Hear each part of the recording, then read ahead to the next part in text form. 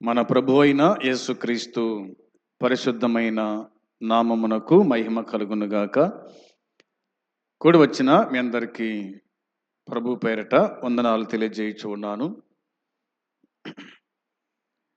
దేవుని వాక్యమైన బైబిల్ నుండి పౌలు ఎఫెసీయులకు రాసిన పత్రిక 4వ అధ్యాయము 20వ వచనము 21వ వచనాన్ని ఈ దినమందు చదివి ధ్యానం చేసుకుందాం. ఎఫెసీయులకు రాసిన పత్రిక 4వ అధ్యాయము 20-21. అయితే మీరు యేసును గూర్చి విని ఆయన యందలి సత్యము ఉన్నట్లుగాని ఆయన యందు ఉపదేశింపబడిన వారైన ఎడల మీరలాగూ క్రీస్తును నేర్చుకున్నవారు కారు. దేవుని సహాయము నిమిత్తమై ప్రార్థన చేసుకుందాము. ప్రేమ కలిగిన తండ్రి, పరిశుద్ధుడమైన దేవ, నీ పరిశుద్ధమైన పాదములకు వందనాలు, స్తోత్రములు తండ్రి. కృతజ్ఞతాస్తుతులు చెల్లించుచు ఉన్నాం. మా ప్రభువైన యేసుక్రీస్తు నామములో మరలా నీ సన్నిధి మాకు అనుగ్రహించినందుకై స్తోత్రాలు, కృతజ్ఞతలు. దేవా, నీకు స్తుతులు చెల్లించుచు ఉన్నాం. నమ్మదగిన దేవుడవు, సత్యవంతుడవు, మా పోషకుడవు, సంరక్షకుడవు, అందును బట్టి స్తుతిస్తూ ఉన్నాం. ఈ సమయమందు సంఘముగా మమ్మలందరినీ కూడా సమకూర్చినందుకై స్తోత్రాలు, కృతజ్ఞతాస్తుతులు చెల్లించుచు ఉన్నాం. పాటల్లో తోడే ఉండి మీరు పాడించినందుకై స్తోత్రం, స్తుతులు తండ్రి. పాడిన వారిని దీవించండి, ఆశీర్వదించండి. ఇంకా మధురముగా గానము చేయుటకు నీ కృప దయచేసి కనికరించండి. నీ లేఖన భాగం సత్యం దేవా, మేము చదువుకున్నగా దీవించి ఆశీర్వదించండి. ఈ మాటలు పాపికి రక్షణ కలిగించేటట్లుగా, విశ్వాసికి ఆదరణ కలిగించేటట్టుగా మీరు సహాయం చేసి నడిపించండి. దీనదాసుని మరుగుపరిచి మీరు మాట్లాడుమని మాటలాడనయ్యున్న యేసుక్రీస్తు పరిశుద్ధమైన నామంలో స్తోత్రములు చెల్లించి ప్రార్థించి అడిగి స్తుతించి వేడుకుంటున్నాము తండ్రి, ఆమేన్. ప్రియమైన సోదరి సోదరులారా, ఈ 4వ అధ్యాయము 20వ వచనము 21వ వచనాన్ని మనము చదువుకొని ఉన్నాం. ఈ వచనాల్లోని మాటలు మనం చూడగా ఇవి క్రైస్తవులకు పౌలు రాశాడు అని, మరి ఎఫెసీలో ఉన్నటువంటి విశ్వాసులకు సంగతులు రాశాడన్న సంగతి మనకు అర్థమవుతుంది. నేను కొన్ని విషయాలు జ్ఞాపకం చేస్తాను మీకు. అట్లా క్రైస్తవులు అనిపించుకునే వారు కొందరు కూడా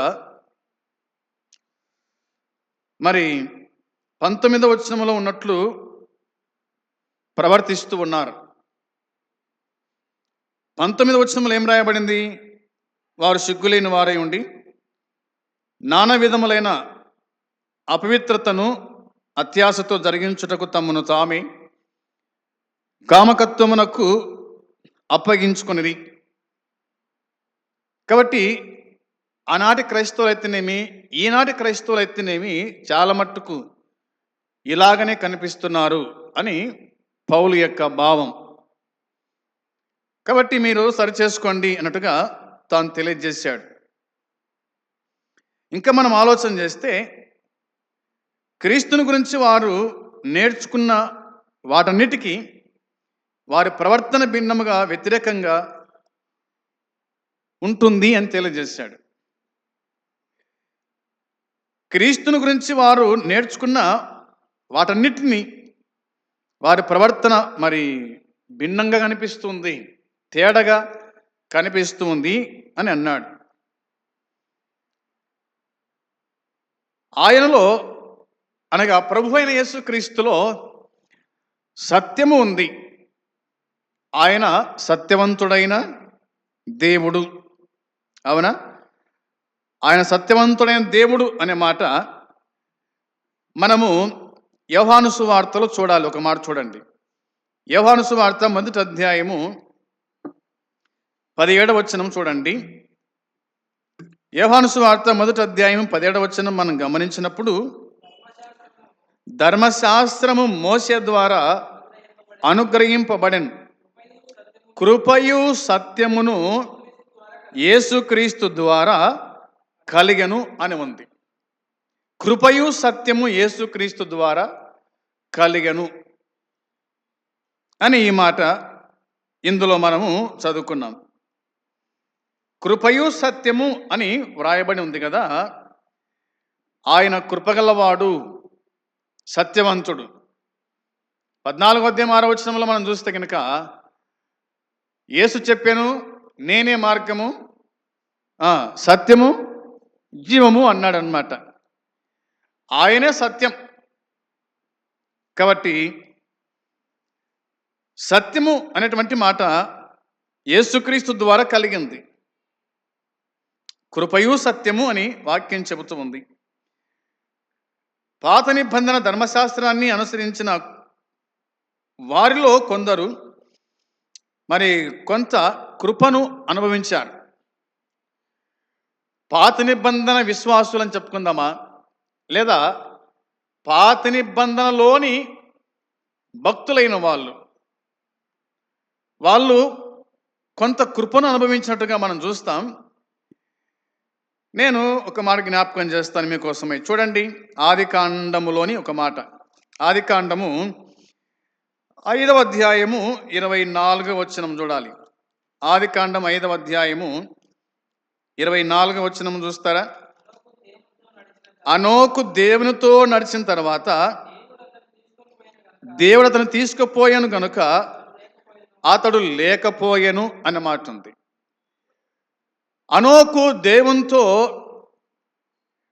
నడిచిన తర్వాత అన్నమాట ఉంది. నడిచిన తర్వాత దేవుడు అతన్ని తీసుకొని పోయినాడు కాబట్టి అతడు లేడు. ఇందులో మనకు కృప కనిపిస్తుంది. దేవుడు తీసుకుపోయినాడా పరలోకానికి అంటే? అవన్నీ తీసుకుపోయినాడు. ఎవరిని తీసుకుపోయినాడు? తనతో నడిచేటువంటి వారిని ఆయన పరమునకు తీసుకొని పోతాడు. సత్యాన్ని గ్రహించినటువంటి వారిని పరమునకు తీసుకొని పోతాడు. హనోకు సత్యం ఎరిగినవాడు కాబట్టి ఆయనను వెంబడించాడు, ఆయనతో నడిచాడు, ఆయనతో ఉన్నాడు, ఆయనను తెలుసుకున్నాడు, ఆయన ఏమై ఉన్నాడో గుర్తుపట్టాడు. అందును బట్టే ఆయనతో నడుస్తూ కుమార్తెలను కనుచు అనే మాట మనకు కనిపిస్తుంది. కాబట్టి ఇందులో మనకు కృప అనేది కనిపిస్తూ ఉంది. ఇది మనము గుర్తుంచుకునే వారిగా ఉండాలి. ఇంకా మనం ఆలోచన చేస్తే ఇలాగా దేవుని వాక్యం చెబుతుంది. చూడండి, అక్కడనే 7వ అధ్యాయము 1వ వచనములో రాయబడిన మాట. ఆదికాండం 7వ అధ్యాయము 1వ వచనములో, తర్వాత యెహోవా ఈ తరము వారిలో నీవే నా ఎదుట నీతిమంతుడవై ఉండుట చూచితిని గనుక నీవును నీ ఇంటి వారును ఓడలో ప్రవేశించుడి అన్నాడనమాట. నీవే నా ఎదుట నీతిమంతుడవై ఉంట చూచితిని. నీతిమంతుడు ఎవరు? నోవాహు అన్నమాట కనిపిస్తుంది. నోవాహు నీతిమంతుడు. ఆ తరము వారిలో నీతిమంతుడు కనిపించాడంట. కాబట్టి అతని ఓడలో ప్రవేశింపజేశాడు. ఓడలో భద్రత. అవునా? ఓడలో భద్రత, ఓడలో కృప ఉంది అనగా ప్రభువైన యేసుక్రీస్తు ఉన్నాడు. కాబట్టి అతన్ని, అతని కుటుంబాన్ని సురక్షితంగా కాపాడినాడు జలప్రలయం నుంచి. అందరూ చనిపోయినారు, కానీ నోవాహు కుటుంబం మాత్రమే సురక్షితంగా, నెమ్మదిగా దేవుని చేత వారు నడిపించబడ్డారు, వారు పోషించబడ్డారు అని దేవుని వాక్యమే మనకు జ్ఞాపకము చేస్తూ ఉంది. ఇంకా ఆది కాండము 15వ అధ్యాయము 6వ వచనం. ఆది కాండము 15వ అధ్యాయము 6వ వచనం చూడండి. అతడు యెహోవాను నమ్మెను, ఆయన అది అతనికి నీతిగా ఎంచెను అనుంది. అబ్రహాము దేవుణ్ణి నమ్మెను కాబట్టి ఆయన అది అతనికి నీతిగా ఎంచినాడు. నీతి అనే మాట కనిపిస్తుంది. కాబట్టి నమ్ముట అబ్రహాము యొక్క పని, విశ్వసించుట, అంగీకరించుట దేవుని పని అనే సంగతి మనం జ్ఞాపకం చేసుకోవాలి. అందుకోసమే దేవుడు అతన్ని అంగీకరించినాడు, అతని కాపాడినాడు, అతని కుటుంబాన్ని పోషించినాడు అన్న సంగతి లేఖనాలు గుర్తు చేస్తూ ఉన్నాయి. నడిపించుట అనేది లేదా కృప అనేది మనకు దేవుని వాక్యం గుర్తు చేస్తూ ఉంది. ఇంకా కృప కాపాడుతూ ఉంది, అది గుర్తుంచుకోవాలి. అనోకును కాపాడింది దేవుని కృప, నోవాహును కాపాడింది దేవుని కృప, అబ్రహామును కాపాడింది దేవుని కృపయే. తర్వాత మోషేను కూడా కాపాడింది దేవుని కృపయే. నిర్గమాకాండము 34వ అధ్యాయము 6-7 వచనాలు. నిర్గమాకాండం 34వ అధ్యాయము 6-7 వచనాలు మనం చూడగా, అతని ఎదుట యెహోవా అతని దాటి వెళ్ళుచు, యెహోవా కనికరము, దయ, దీర్ఘశాంతము, విస్తారమైన కృపా సత్యములు గల దేవుడైన యెహోవా ఆయన 1000 మందికి కృపను చూపుచు దోషమును, అపరాధమును, పాపమును క్షమించును గాని ఆయన ఏమాత్రము దోషులను నిర్దోషులుగా ఎంచక 3-4 తరముల వరకు తండ్రుల దోషమును కుమారుల మీదికిని కుమారుల కుమారుల మీదికిని రప్పించునని ప్రకటించెను అని దేవుని వాక్యం చెబుతున్నమాట. ప్రియమైన సోదరి సోదరులారా, ఇక్కడ మోషేను కాపాడిన దేవుని కృప, అంతే కదా, అదే మాట రాయబడి ఉంది. అతని ఎదుట యెహోవా అతని దాటి వెళ్ళుచు, దేవుని కనికరము, దయ, దీర్ఘశాంతము, విస్తారమైన కృపాసత్యము గల దేవుడైన యెహోవా అనే మాట కనిపిస్తుంది. మోసే చావకుండా ప్రభువే అతన్ని బ్రతికించినాడు. ఎందుకంటే మోసే కూడా దేవా నేను నిన్ను చూడాలి అన్నాడు అనమాట. ప్రభు అన్నాడు, నన్ను చూచి బ్రతికిన వాడు ఎవడు భూమి మీద లేడు అని చెప్పినాడు. ఎందుకు అంటే ఆయనను చూసి బతికేవాడు ఎవడు భూమి మీద ఉన్నాడంటే ఎవరు లేడు. ఇలా అంటారు, ఆయన దేవుడు అనగా 1,000,000 సూర్యుల తేజస్సు గలవాడు కాబట్టి. ఒక్క సూర్యుని మనం చూసి భయపడిపోతాం. ఒక్క సూర్యుని అనగా ప్రకాశిస్తున్నటువంటి సూర్యుని చూస్తే మన కళ్ళు పోతాయి. అయితే 1,000,000 సూర్యుల తేజగలవాడు దేవుడు కాబట్టి ఆ మోసేను చావకుండా మోసేను కాపాడినాడు అనే సంగతి దేవుని వాక్యం మనకు గుర్తు చేస్తూ ఉంది. ఇంకా లేవియ కాండం చూడండి. లేవియ కాండం 5వ అధ్యాయము 17-18 వచనాలు. 5వ అధ్యాయము 17-18 వచనాలు మనం చూడగా, చేయకూడదని యెహోవా ఆజ్ఞాపించిన వాటిలో దేనినైనను చేసి ఒకడు పాపి అయిన ఎడల అది పొరపాటున జరిగినను అతడు అపరాధి అయి తన దోషమునకు శిక్ష భరించును. కావున నీవు ఏర్పరిచిన వెల చొప్పున మందలో నుండి నిర్దోషమైన పొట్టేలును అపరాధ పరిహారార్థ బలిగా అతడు యాజకుని యొద్దకు తీసుకుని రావలెను. అతడు తెలియకయే పొరపాటున చేసిన తప్పును గుర్చి యాజకుడు అతని నిమిత్తము ప్రాయశ్చిత్తము చేయగా అతనికి క్షమాపణ కలుగును అనే మాట ఉంది. తెలియక చేసిన పాపానికి ఏముందంట? క్షమాపణ ఉంది. అయితే తెలిసి తెలిసి చేసిన పాపానికి క్షమాపణ లేదు. ఎబ్రీ గంధకర్త అంటాడు కదా, పౌలు అంటాడు కదా, తెలిసి చేసిన పాపానికి క్షమాపణ లేదు, తెలియక చేసిన పాపానికి మాత్రం క్షమాపణ ఉంది అని ఈ వచ్చిన భాగాలు మనకు గుర్తు చేస్తూ ఉన్నాయి. అందును బట్టి దేవుడు క్షమించుటకు సిద్ధ మనసు గలవాడు. ఎందుకంటే ఆయన కృపగలవాడు కాబట్టి ఆయన క్షమిస్తాడు. దేవా, నా పాపాలు క్షమించుము, నా అపరాధములు క్షమించుము, నా పాపాలు కడిగివేయి అంటే దేవుడు ఖచ్చితంగా నీ పాపాలను ఆయన కడిగి వేస్తాడు, నిన్ను పరిశుద్ధునిగా చేస్తాడు, తన సొత్తుగా చేసుకుంటాడు, తన రాజ్య నివాసులుగా ఆయన చేసుకుంటాడు. అది కృపలో ఉన్నటువంటి క్షమాపణ అన్నది మనము జ్ఞాపకం చేసుకునే వారిగా ఉండాలి. రెండవదిగా మనము ఆలోచన చేస్తే దేవుని వాక్యం మనకు గుర్తు చేస్తూ ఉంది, ఇప్పుడైతే క్రీస్తు ద్వారా కృప సత్యము సంపూర్ణంగా మనకు లభిస్తుంది, కృప సత్యము మనకు సమృద్ధిగా లేదా సంపూర్ణంగా మనకు లభిస్తుంది అనే సంగతి దేవుని వాక్యం మనకు గుర్తు చేస్తూ ఉంది. నేను మీకోసమై కొన్ని వచనాలు అలా జ్ఞాపకం చేస్తా చూడండి. రోమీలకు రాసిన పత్రిక 5వ అధ్యాయము 17వ వచనం. 5వ అధ్యాయము 17వ వచనాన్ని మనం చూద్దాం.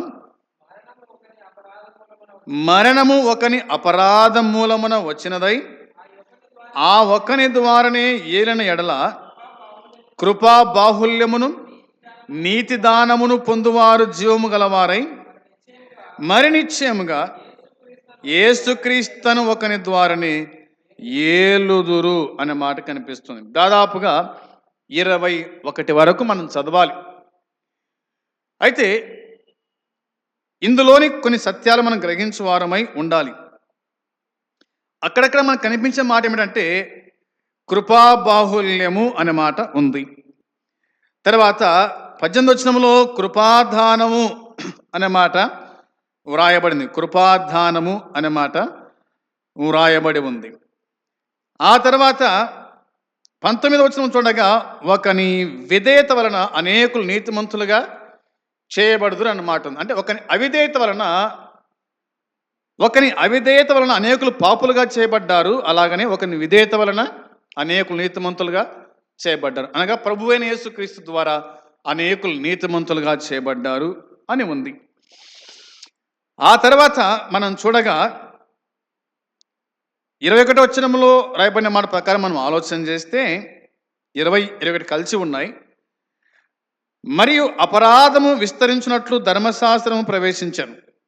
అపరాధం విస్తరించినట్లు ధర్మశాస్త్రము ప్రవేశించిందంట. అయినను పాపము మరణమును ఆధారము చేసుకొని ఎలాగూ ఏలనో అలాగే నిత్య జీవము కలుగుటకై నీతి ద్వారా కృపయు మన ప్రభు అయిన యేసుక్రీస్తు మూలముగా ఏలు నిమిత్తము పాపం ఎక్కడ విస్తరించను అక్కడ కృప అపరిమితంగా విస్తరించిందంట. దీన్ని మనం గ్రహించు వారమై ఉండాలి. నిత్య జీవము కలుగుటకై నీతి ద్వారా కృపయు మన ప్రభు అయిన యేసుక్రీస్తు ద్వారా మూలంగా ఏలు నిమిత్తము పాపం ఎక్కడ విస్తరించిందో అక్కడ కృప అంతగా విస్తరించేసింది. కృప అనగా ప్రభు అయిన యేసుక్రీస్తు అని మనం జ్ఞాపకం చేసుకుంటున్నాం. ఆయన కృప విస్తరించుట అంటే పాపిని పరిశుద్ధంగా చేయడానికి, అపరాధిని మరి పరిశుద్ధంగా చేయడానికి, పాపాలు క్షమించడానికి దేవుని కృప అంతగా విస్తరించింది. ఆనాటి నుంచి ఈనాటి వరకు కూడా దేవుని కృప మనతోనే ఉంది, మనలోనే ఉంది అన్న సంగతి మనం గుర్తుంచుకునే వారుగా ఉండాలి. కాబట్టి కృప క్షమిస్తుంది, కృప కడుగుతుంది పాపాన్ని, కృప తన నిత్య రాజ్యానికి చేరుస్తూ ఉంది. అదే కృపలో ఉన్నటువంటి గొప్పతనం అనేది మనము జ్ఞాపకం చేసుకోవాలి. ఇంకా మనం ఆలోచన చేస్తే కనుక బైబిల్లో ఇలా కనిపిస్తూ ఉంది. యోహాను సువార్త 14:6లో ఏం రాయబడింది మనం చెప్పుకున్నాం. యోహాను సువార్త 14వ అధ్యాయము 6వ వచనములో యేసు నేనే మార్గమును సత్యమును జీవమును, నా ద్వారానే తప్ప ఎవడు తండ్రి వద్దకు రాడు అన్నాడనమాట. నా ద్వారానే తప్ప ఎవడు తండ్రి యొద్దకు రాడు. అంటే మార్గము, సత్యము, జీవము మన ప్రభు అయిన యేసుక్రీస్తు అని అర్థమవుతూ ఉంది. ఆయన ద్వారానే మనం పరలోకం చేరాలి, ఆయన ద్వారానే మనం మోక్షం చేరాలి. ఆయన తప్పితే మనకు వేరే దిక్కు లేదు, వేరే మార్గం మనకు అసలే లేదు. ఆయనే మనకు సమస్తము, ఆయనే అన్న సంగతి ఈ వచనం గుర్తు చేస్తూ ఉంది. దీనికి నేను ఒక వచనానికి జ్ఞాపకం చేస్తా చూడండి. యోహాను సువార్తలోని 8వ అధ్యాయము 32వ వచనం. 8వ అధ్యాయము 32వ వచనం కూడా చూడాలి. సత్యము మిమ్మును స్వతంత్రులుగా చేయునని చెప్పగా అనే మాట రాయబడింది. చాలు. అప్పుడు అనే మాట ఉంది. మనకు అర్థం కావాలంటే 31 కూడా చదవండి, 31 కూడా చదవండి. కాబట్టి యేసు తనను నమ్మిన యూదులతో, మీరు నా వాక్యమందు నిలిచిన వారైతే నిజముగా నాకు శిష్యులై ఉండి సత్యమును గ్రహించుదురు అన్నాడు. సత్యము గ్రహించాలంటే ఏం చేయాలా? సత్యాన్ని గ్రహించాలంటే ఏం చేయాలా? ఆయన వాక్యమందు నిలవాలి, ఆయన వాక్యమందు నిలవాలి. అవునా? నా యందు మీరును, మీ యందు నా వాక్యము నిలిచి ఉన్న ఎడల మీకు ఏది ఇష్టమో అడగండి అన్నాడు 15వ అధ్యాయం 7వ వచనములో.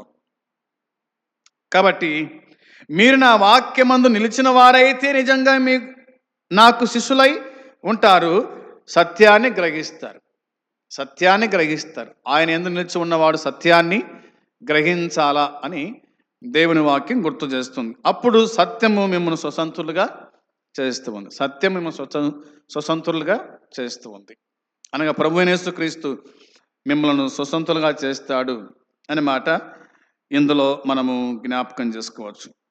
సంగతి జ్ఞాపకం చేసుకుందాం. తర్వాత చూడండి 10వ అధ్యాయము 9వ వచనం. యోహాను సువార్త 10వ అధ్యాయము 9వ వచనములో, నేనే ద్వారమును, నా ద్వారా ఎవడైనా లోపల ప్రవేశించిన ఎడల వాడు రక్షింపబడిన వాడై లోపలికి వచ్చుచు బయటికి లోపలికి పోవచ్చు, బయటికి వచ్చుచు మేత మేయుచు ఉండును అనే మాట ఉంది.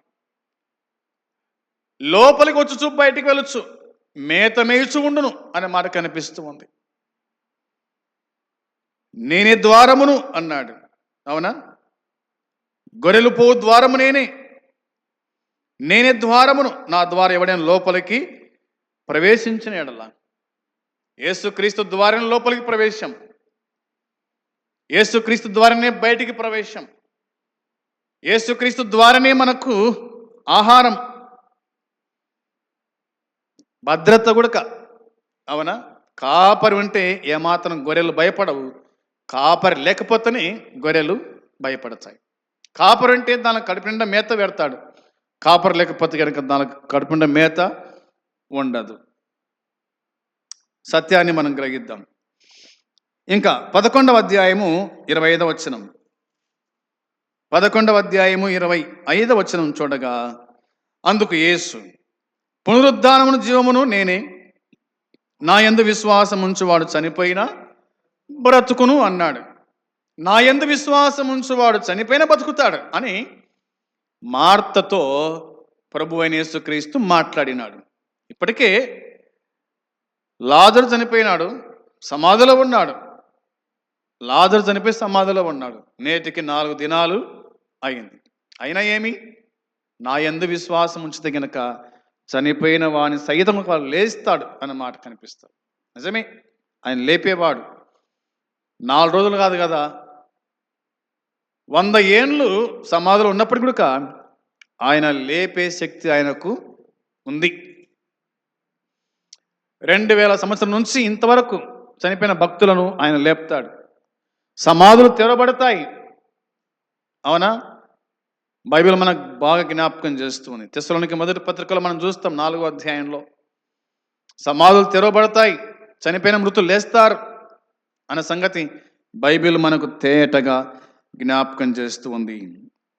ప్రియమైన వర్లారా, మరి నేనే అన్నాడు కదా, అందుకు యేసు పునరుద్ధానము జీవము నేనే, నా యందు విశ్వాసం ఉంచువాడు చనిపోయినను బ్రతుకును, బ్రతికి నా యందు విశ్వాసం ఉంచువాడు ఎన్నటికీ చనిపోడు. ఈ మాట నమ్ముచున్నావా అని ఆమెను అడిగాను అనగా మార్తను అడిగినాడు. బ్రతికి నా యందు విశ్వాసం ఉంచు ప్రతివాడు ఎన్నటికీ చనిపోడు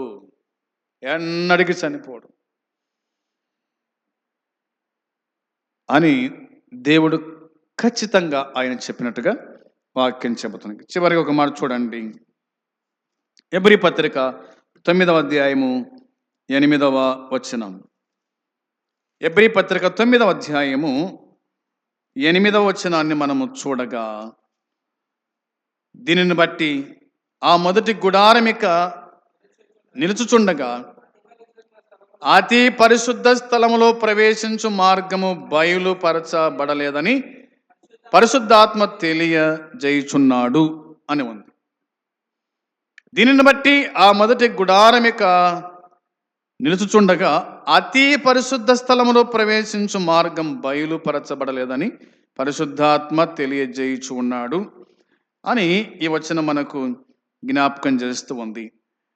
ప్రవేశించు మార్గం, అతి పరిశుద్ధ స్థలంలో ప్రవేశించు మార్గం ఇంకా బయలుపరచబడలేదంట. ఏమిటి బయలుపరచలేకపోవడము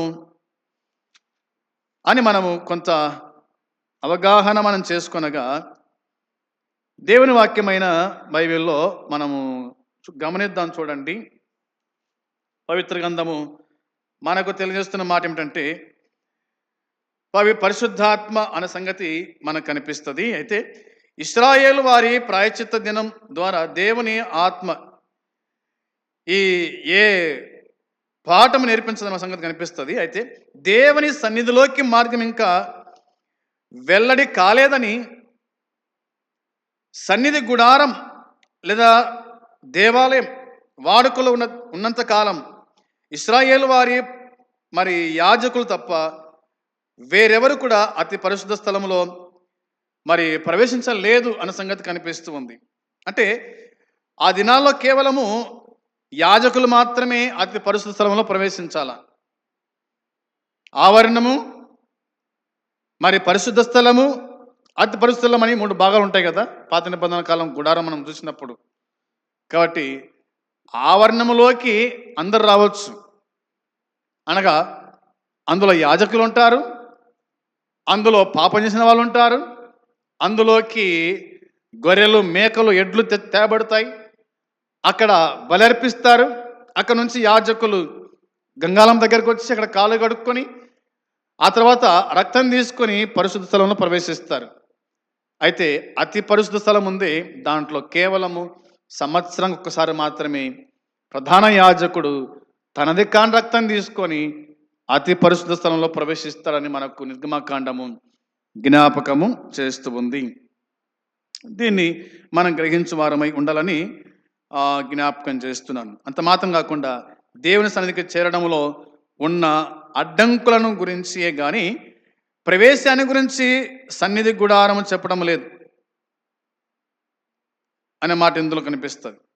ఏదేమైనా ఆయన మార్గము, సత్యం. కాబట్టి ప్రభు అయిన యేసుక్రీస్తు ద్వారా మనకు మార్గం, సత్యం. ఈనాడు మనము సురక్షితంగా ప్రవేశిస్తున్నాం దేవుని సన్నిధిలో. ఇక్కడ ప్రవేశిస్తున్నాం, చనిపోతే ఉడక దేవుని రాజ్యములోకి, అనగా ఆయన రాజ్యములోకి మనము ప్రవేశించుతాము అనే సంగతి మనము గుర్తుంచుకునే వారిగా ఉండాలి. ఇవి ఈ దినము యొక్క వాక్య భాగము అనేది మనము జ్ఞాపకం చేసుకోవాలి. రండి ఈ మాట చదివి మనం ముగిద్దాం. ఎఫెసీ పత్రిక 4వ అధ్యాయము 20వ వచనము 21వ వచనం రాయబడిన మాట, అయితే మీరు సత్యమును గురించి విని ఆయన యందలి సత్యం ఉన్నట్లుగానే ఆయన యందు ఉపదేశింపబడిన వారైన ఎడల మీరెలాగూ క్రీస్తును నేర్చుకున్న వారు కారు అనే మాట కనిపిస్తుంది. ఈ సంగతిని జ్ఞాపకం చేసుకుందాం. మీరలాగూ క్రీస్తును నేర్చుకున్నవారు కారు, క్రీస్తును నేర్చుకున్నవారు కారు అనే మాట మనం గుర్తు చేస్తుంది. ఇది ఒక మర్మంగా మనకు వాక్యం గుర్తు చేస్తుంది. ఏదేమైనా ఆయన మనకు కృపా సత్యములు గల దేవుడు. కృపా సత్యము గల దేవుడు. ఆయనలో సత్యం ఉంది. సత్యమే, ఆ సత్యమే మనం సుసంతులుగా చేస్తూ ఉంది. ఆయన మనల్ని దర్శిస్తూ కాపాడుతూ సంరక్షిస్తున్నాడు. కృప ద్వారానే మనము కేవలము రక్షించబడ్డామన్న సంగతి జ్ఞాపకం చేసుకుంటూ ప్రభునకు ఇష్టలుగా జీవించుదాం. అట్టి కృపా దేవుడు మనకు సమృద్ధిగా అనుగ్రహించును గాక. ఆమేన్. ప్రార్థన చేద్దాం. ప్రేమగల తండ్రి, పరిశుద్ధుడు అయిన దేవ, నీ పాదములకు వందనాలు, స్తోత్రాలు, స్తుతులు చెల్లిస్తున్నాను. ఈ దినమందు మీరు అందించిన ఈ లేఖన భాగాన్ని బట్టి స్తోత్రం. కృపా సత్యములు మమ్మలను స్వసంతులుగా చేయన మాటకై స్తోత్రాలు. నిజమే, మీరు దేవా సత్యవంతుడవు, అందును బట్టి స్తోత్రాలు. నేనే మార్గం సత్యమని చెప్పిన దేవుడు, నీ మార్గములో మేము నడుచుటకు నీ కృప దయచేసి కనికరించి, మీ కాపుదల దయచేసి నడిపించి సహాయపడమని మీకు అప్పగించుకుంటూ, పాపికి రక్షణ మార్గం చూపించమని, రక్షణ పొందిన మేము నీ యొక్క అడుగు జాడలు నడుస్తూ నీ రాజ్యం చేరే కృప అనుగ్రహించి దర్శించమని మీకు అప్పగించుకుంటూ యేసుక్రీస్తు నామములో ప్రార్థించి అడిగి వేడుకుంటున్నాము తండ్రి. ఆమేన్. పరలోకమందున తండ్రి ప్రేమ, ప్రభువు అయిన యేసుక్రీస్తు కృప, పరిశుద్ధాత్మ సన్నిధి సహవాసం కూడి వచ్చిన మనకు సకల పరిశుద్ధులకు ఇప్పుడు ఎల్లప్పుడు సదాకాలము తోడై ఉండునుగాక. ఆమేన్. మంచిది. అందరికి వందనాలు.